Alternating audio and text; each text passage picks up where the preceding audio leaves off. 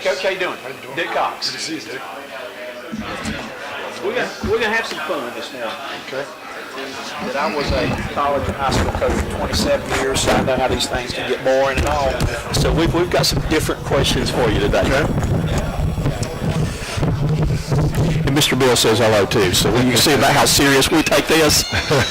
When we give him the tough questions, whenever we can't answer, we just squeeze his belly and he says, "Oh no." So we leave it at that, though. I'll let him do some of my coaching for me too. So our kids wouldn't even know who he is right now. No, they wouldn't. No. They wouldn't though. But they do get kind of amused with him like that though. But Mr. Bill was one of my heroes when he was little there. Nice. Every time Mr. Sluggo got a hold of him, though, we had to keep him away from those. All right, we've got a special guest, Al Golden, head coach at Miami, with us. Welcome to the Coach's Corner. Great to be here. How you doing? I'm doing pretty good. Coach, how did you get into coaching? Is that something you always wanted to do? It was something I originally thought I wanted to go to law school and go into public service and then somewhere along the way I just thought I could impact young men and got the fever for it, if you will, and I decided to go into it as soon as I got done playing. If you were not doing this, what would you be doing? Would you be going being a lawyer? No, I'd probably be in Congress or senator or something like that. I'd probably be doing something like that. But I just felt like this was my calling, and so I went with it. The reason why I'm asking, we have a lot of fun. I just got back. I was at the ACC Media Days earlier in the week right there, and we always sit back and say, now if he was not coaching, he'd be a heck of a used car salesman. We would always pick what they were doing. So I figured I might ask that question, what you would be doing if you're not there, though. All right, couple of issues. There's been some interesting issues this year during the off season. The talk with the playoffs. So what's your feelings with the playoffs? I've always been in favor of a playoff, and I've always been supportive of it. I just think it's really important that we proceed with caution in so much as that I really believe that we make sure we got to take care of those Chamber of Commerce and those communities that really lifted us up over the last half century. Think about all those bowl games, the Sun Bowl in El Paso, or the Chick-fil-A or Peach Bowl people in Atlanta, or the Orlando or Tampa communities, or the Jacksonville community with the Gator Bowl. I really think it's important that we use those bowl sites before we start just bidding out everywhere in the country. I think it's important that we make sure we keep those guys, solvent and keep them. Bringing games back to those communities. Had the opportunity of having Bill Hancock on with us down in Birmingham down there, and I kind of like it what they're doing. I think with, like you said, rotating some of the bowls around like that. Do you like the number at 4 right now? I don't. You don't like that number? What number would you like to see? I don't know. I think 16 would be a good number. And to do it, I think you'd have to cut the regular season back to 11 probably. But I think there's a way to do it. I think no matter what. The debate can't be about who's not in. I think the debate should be right now about making whatever the conditions are to get in, making that finite. Because right now it's not. No one knows really what the equation is. Right. Strength of schedule, what have you. And I think those are the things that as coaches, as we look at our schedules, we're 5, 6, 7 years out with our schedules, and we just want to know what are the criteria to get into the playoff, and because then that way we can all make our schedules accordingly. So we're going to start seeing new commercials, Road to the Final Four, with a different Final Four round. Maybe, I don't know. Again, I think it's a great step, and the way I described it yesterday is. I think we've doubled our chances of making sure we have the right champion at the end of the year. Instead of having it just be 2 teams, you got 4 teams. And from that standpoint, the 5th team is always going to be complaining, maybe the 6th team that didn't get in. But that's the nature of your business, right? And that's the nature of sports itself. And if they weren't talking about it, that's when you should get worried. We're back to the bubble team again. But I mean, look. When you and I were growing up, there was 32 teams. Right. You're right. In basketball, and now there's 68.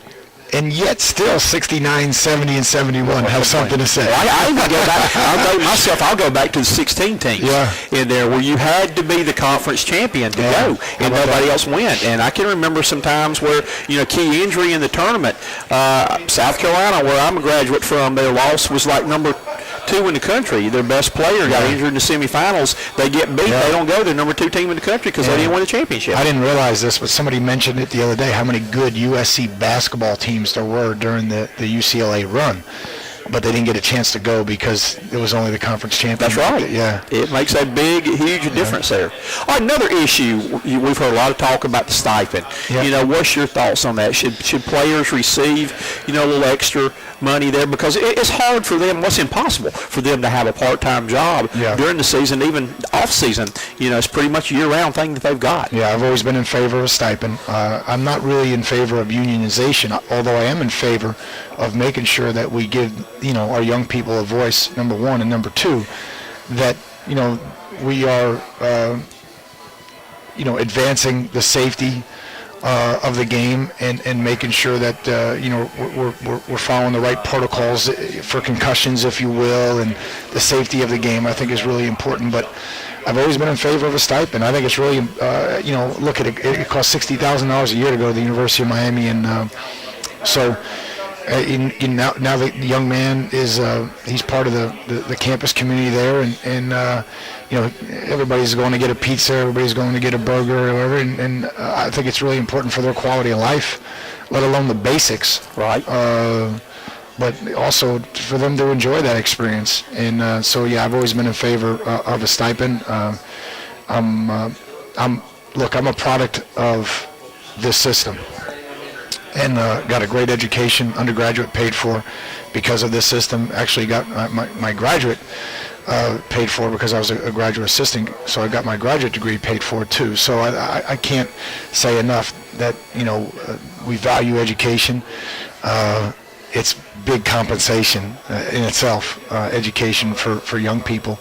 But I stopped short of saying, let's turn them into employees. I don't think that's the way we want to go. Right. And it is important. I know I came from a family that my parents wanted us to go to college, but they couldn't afford it. Yeah. And my only way of going was I went on basketball scholarship, and I value my education. My brother and sister pretty much had to do the same thing, find a way for them to go, and I think it's important, though. I've even heard some ideas, and your thoughts on this, too, included in the stipend, maybe some things, too, about some of these kids come from families that just have nothing, of maybe sometime having the money of flying the parents in to see where the kids go to school, or maybe even with the bowl season, letting the parents have an opportunity of including them, of flying them in to go. Or even one of the coaches mentioned earlier, Coach Schaefer mentioned, it would be neat if you could fly the parents in for graduation for some of these kids. Yeah, I think, if you just look at any of the conference championship games a year ago, let's say it falls the first week in December. I think last year was December 1. They're playing in the conference championship, and then a month later they're playing in a bowl game, and that's a lot for parents that don't come from high socioeconomic background, and that's very difficult. A lot of the families that go to the bowl games, a lot of the fans that go to bowl games, that's their vacation. That's their gift every year, and that's the thing that they do as a family. They'll go down and watch Iowa play in a bowl game or whatever the case may be, and they'll go down for 5, 6, 7 days as a family. It's really hard though for these young people to go to a championship game and then turn around and go to a bowl game and expect the parents to be able to afford that. It's very difficult.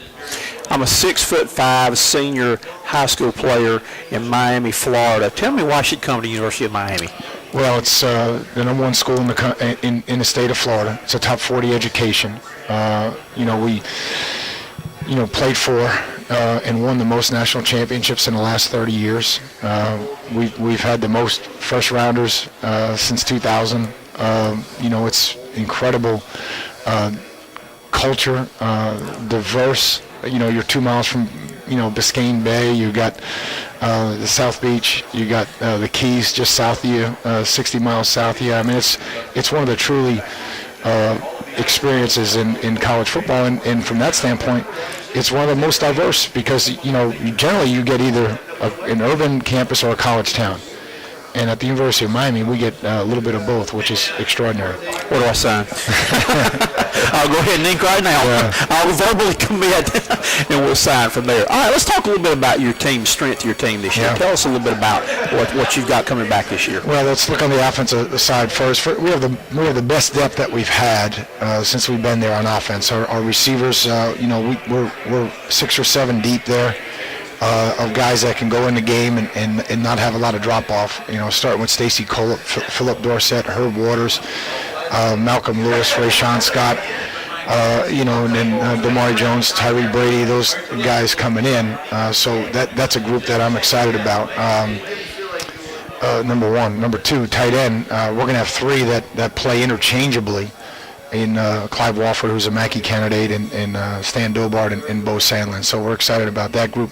And we're clearly deeper at tailback than we had been. Duke Johnson, who you guys know about, Gus Edwards, a big, 235-pound banger, and then Joe Yerby, an incoming freshman that's really an explosive, shifty guy. And then Walter Tucker really does dual work for us as a fullback and as a one-back. So we're excited about those things. I'm excited about the quality of the offensive line. The first, 6 or 7.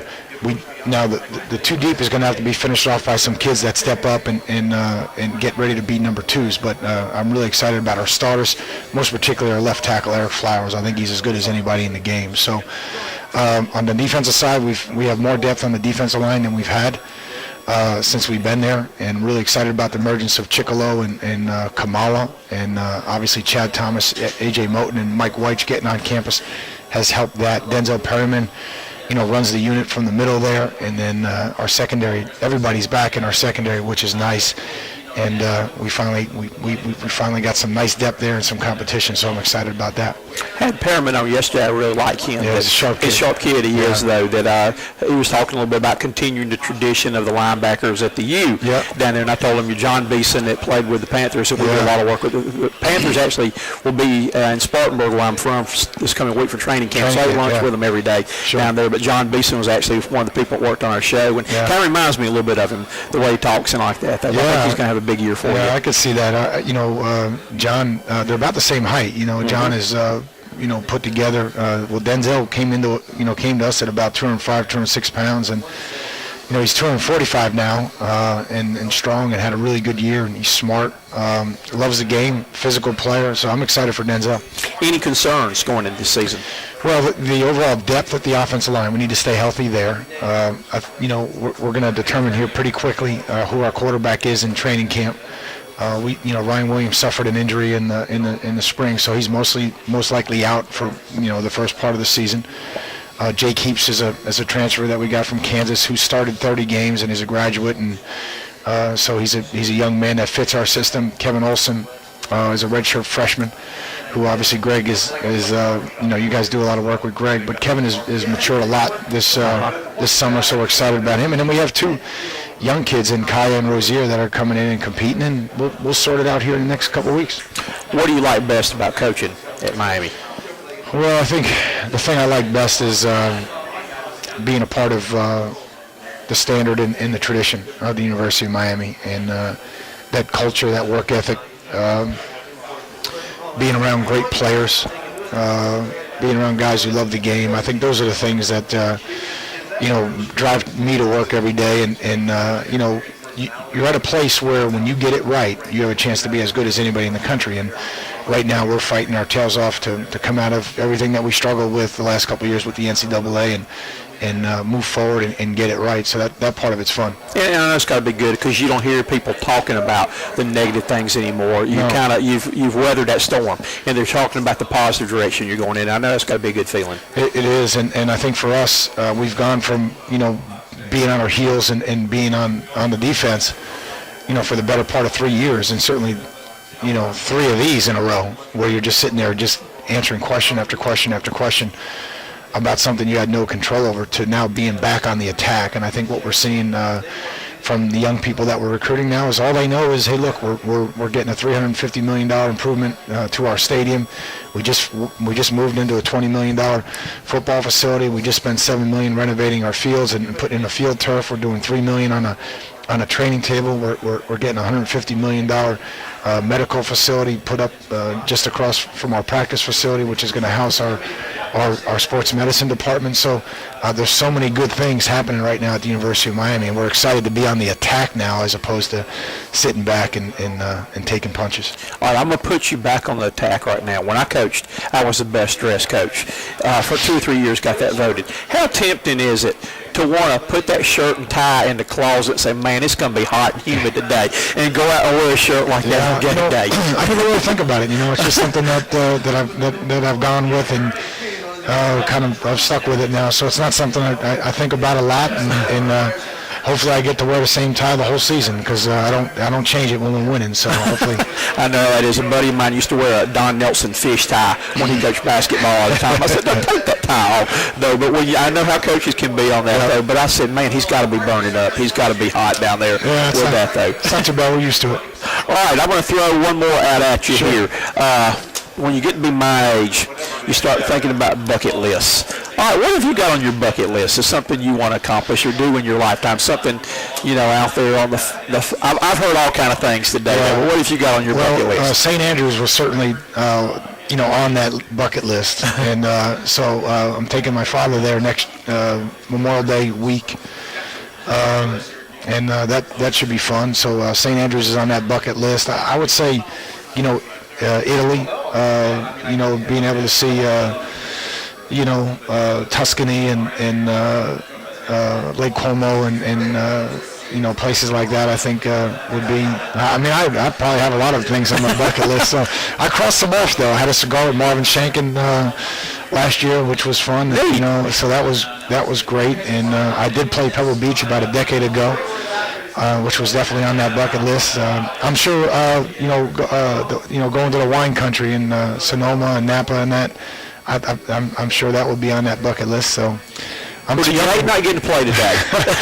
You're going to have to do this. No, I don't play too much, but when I do play, I like to enjoy it and be around, friends and family and really just get a chance to relax and have some time where you're not on. Because the thing about, all of us now as coaches, anybody in this business, the button's always on. The on button is just, doesn't matter whether you're going to dinner or, 2 nights ago I was going to dinner and, you're asking, you're answering questions. Right. So it's just constant anymore. And so it's nice to get on the golf course where no one can get to you and just kind of be yourself. Well, we appreciate you coming and be with us today. Thank you. And what we've tried to do, I hope you have not objected too much to our questions, but I think it's important that our viewers and the fans get to know that coaches are normal people. Absolutely. They're not knuckleheads down there that why they do this or that. Let them know that they do have a life and stuff, and that's what we've wanted to do is kind of let our fans know something about the coaches and a little bit about your program. I know I've learned a lot today. Thank you. Well, we appreciate you coming and spending time with us, and good luck this year. Thank you very much. Thank you. Coach Al Golden from University of Miami. The U. Got it. Thanks very much. Mr. Bill's enjoying having you here too.